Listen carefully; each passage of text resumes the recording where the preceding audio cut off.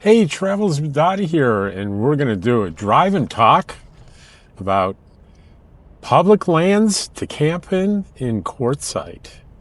And you might notice, well, Rob, you don't look like you're in Quartzsite. I'm not. I'm in New Mexico, and I'll be in Quartzsite in a few days. So I've got Quartzsite on my mind. This will be my 4th year there. And for new people, there's often quite a bit of confusion about where can I camp? How much does it cost? What are the rules? Well, I'm going to talk in some generally about it today. I'm not going to get into real nitty gritty specifics on this one, but I'm going to put this in the corner here. I'm going to put this. Somebody on Facebook posted this thing. I don't know where they got it or whether they made it, but it's a neat little map. And you see right in the center of it there is the town of Quartzsite, and that sort of east to west orange line there is Interstate 10. So around it, we see some orange markers, solid orange markers, and then some orange markers that look like little magnifying glasses. Well, let's first talk about the solid orange markers. And that's what it's all Bureau of Land Management land. And you will hardly ever hear that term. You will hear BLM land.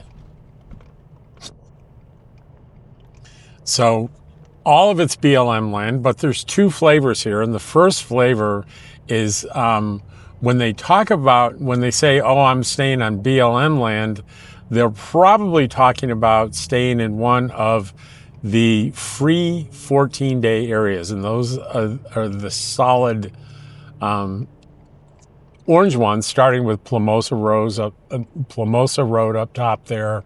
High Jolly down, moving down, Dome Rock to the west, and Skadwash to the east, and then Roadrunner down south there. So there's 5 areas that are 14-day free areas. You can stay there for free for 14 days. The first one I ever stayed in, my first year, was Skadwash, and there was, when I went up there was a camp host there that would give you a 14-day permit, right? And it was free. There was no charge for it. You just had to fill it out, and I stuck it on the outside of my trailer. I don't know I haven't stayed in a 14-day area since, so I don't know how often that happens with permits being handed out on these areas. But if you're going in there to camp and you do see a camp host, a good idea to go in there and ask them. If not, I don't think it's some. If you know for sure, if you're a 14-day camper, let me know in the comments if that's something everybody does or it's rare to do. I'm not totally sure about that. So what does it mean, 14 days? Well, the rule is after 14 days, you have to move 25 miles away minimum. And then in 2 weeks, you can come back. So if you're a real rule follower and you want to stay within the rule, one of the things you can do is like move back and forth between, certainly if you're a real stickler and you want to hit that 25 miles, if you stay in Plumosa Road, you can go to, there's a BLM area in Ehrenberg it's like 26 miles as the crow flies, something like that. And you can bounce back and forth between those two every 2 weeks, all winter long, and not spend a dime other than the fuel it takes you to move every 2 weeks. So that's how that works. And there are no facilities out there. There's no vault toilets. There's no trash receptacles, fresh water, or dump stations. All that stuff you have to figure out on your own in town. Now, there's certainly several places that you can Um, you can pay to dump, get water, get propane, whatever, and there's a fee for that, and it varies by where you go. It's not that much money. For trash, there's on 95 just north of town. There's basically the public dump, and you can look up on the internet what the days and the hours are there, and that's free. One thing that you don't want to do is think that it's okay to take your bags of garbage behind a business and put it in their dumpster. I think there's something like a $500 fine if you get caught doing that, so don't do that. But a lot of people camp in these areas. But let's talk about the other areas, the little magnifying glass areas. You see 4 of them. And they're along 95, Highway 95, that runs south of town. And they are called the long-term visitor areas. And again, you'll hardly ever hear that. You will hear LTVA. And there's 4 of them. And they border each other. So it's really one huge area with 4 different names and 4 different little offices in the entrances. And there is a fee to be there. And there's 2 reasons there's a fee there. One is that there's services that are available to people with paid permits there. There are dumpsters where you can dump your trash. In La Posa South, the one furthest south on the east side, that's La Posa South, they have the dump stations are there. So you can dump your black and gray water there.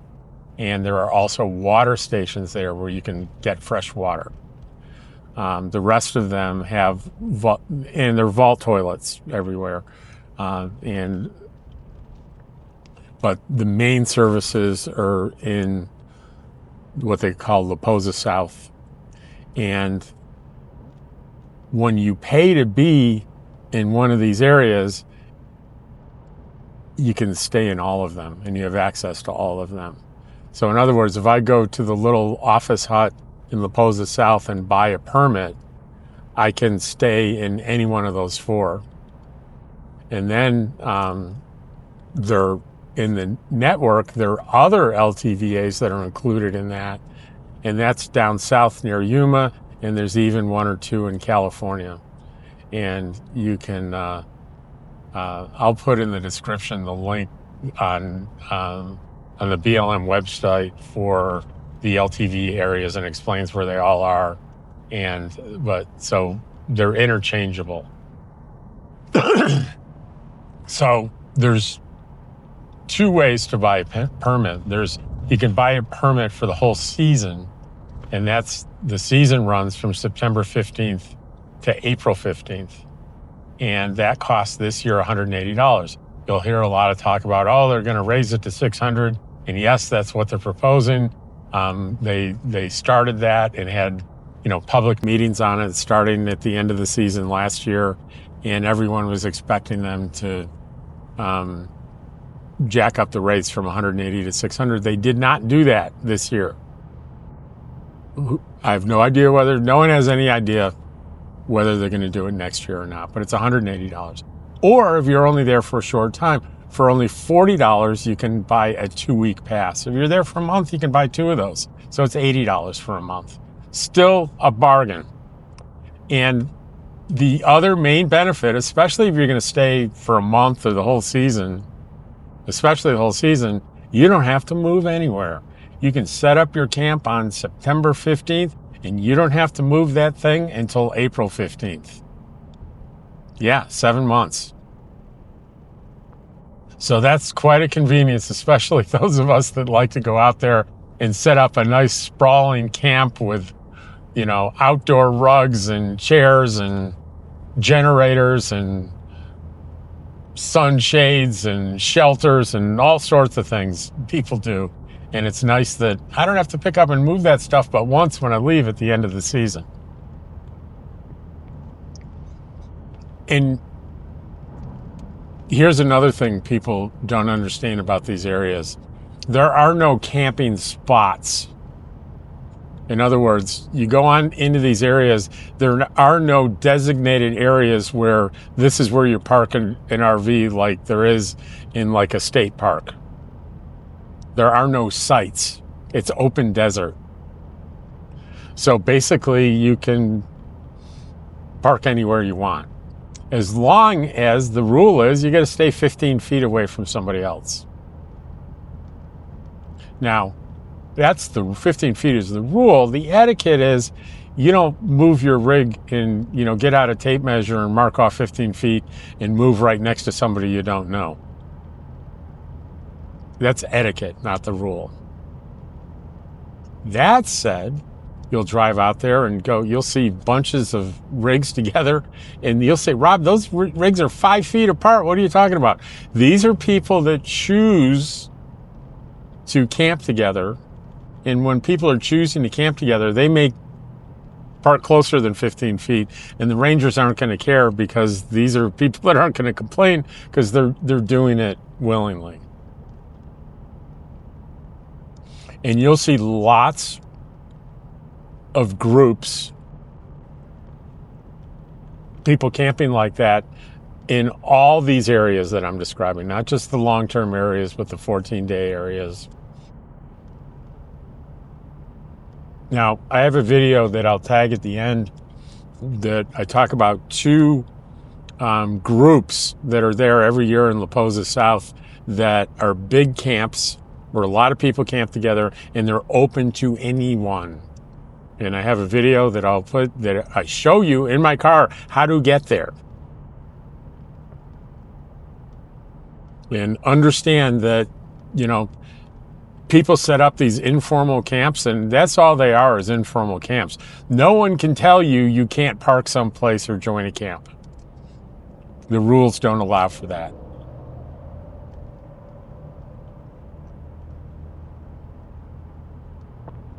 So if you want to camp with other people and you want to be in a long-term visitor area, watch that video and join one of those camps. They're sort of different personalities. One of them's more of a party camp, and the other one's a little bit more laid back and quieter. And depending on what you want, go to the camp that is closest to what you want or what you're comfortable with. Or you can park on your own. Now, if you don't want to do that, I would park somewhere that's not too close to people you don't know. But for me personally, I wouldn't park too far away because the people that are around you, you will get to know them and you may even start socializing with them. That said, there are people, I have friends that want absolute solitude. And if they want company, they'll go to a camp or go into town and they park way out as far as they can get from other people, and they camp in solitude. And there's enough acreage out there in all these areas so you can pretty much do that.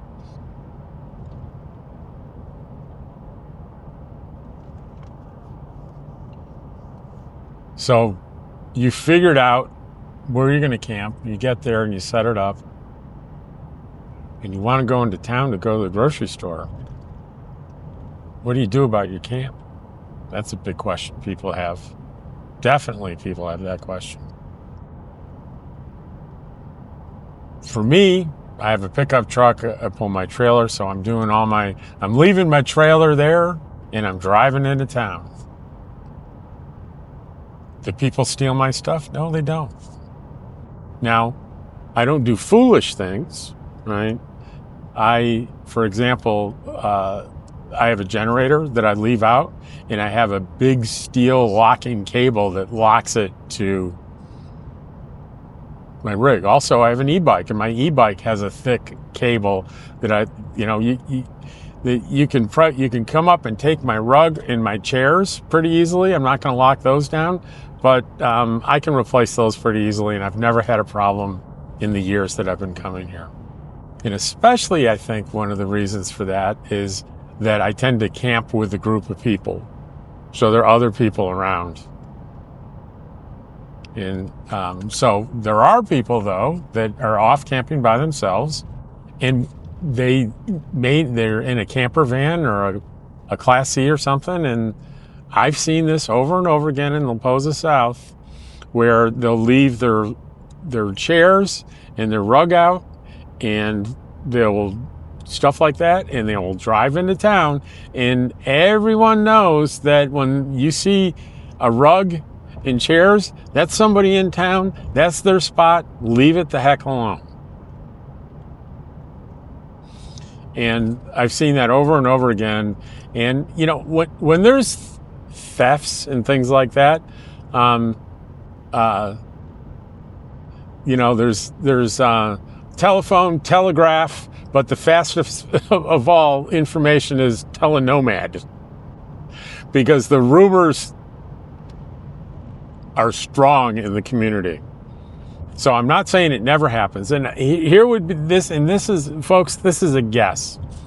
Those long-term visitor areas that are on close to town there in the middle of the map, those two, they abut the city limits, and the big convenience there is you can walk into town and do stuff, or ride your bike into town easily if you're on the northern part of those two areas. And a lot of people do that for that reason. It's very convenient.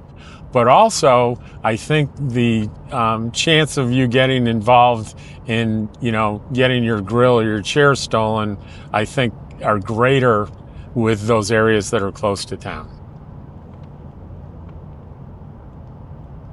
Why do I say that? Because there's more people around, there's more foot traffic, it's less conspicuous because there's so many people around walking back and forth than it is like out in La Posa South.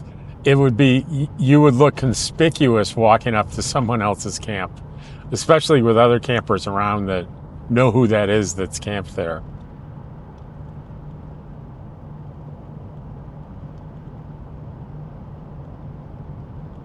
So all these things are alternatives to the 53 last count.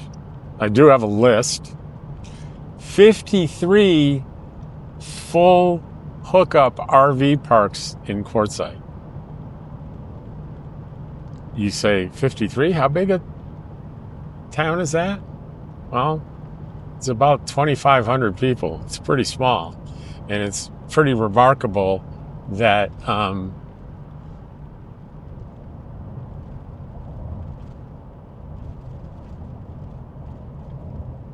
that they have 53, but they do. There's a lot of those are small. Some of them are big, but a lot of them are small. So that is Quartzsite, and that is the very basics for camping on public lands in Quartzsite. There are other videos out there that go into a lot more detail. I urge you to jump into them, but this will give you just a overview. And one detail I want to add, I said you could park anywhere out in the desert. First, learn what a wash is and stay away from them. Don't camp on or right next to them. Washes are, there's usually you can identify them by two characteristics. One, there's vegetation. Two, it looks like a dried up river, and it is a dried up river until there's a rainstorm, and then there's a torrent of water. You don't want to be in there when that happens. So no one camps in washes, and hardly anyone that knows what they're doing will camp right up against a wash. So that's it. And I hope you got something out of this. Take care, and I'll see you later.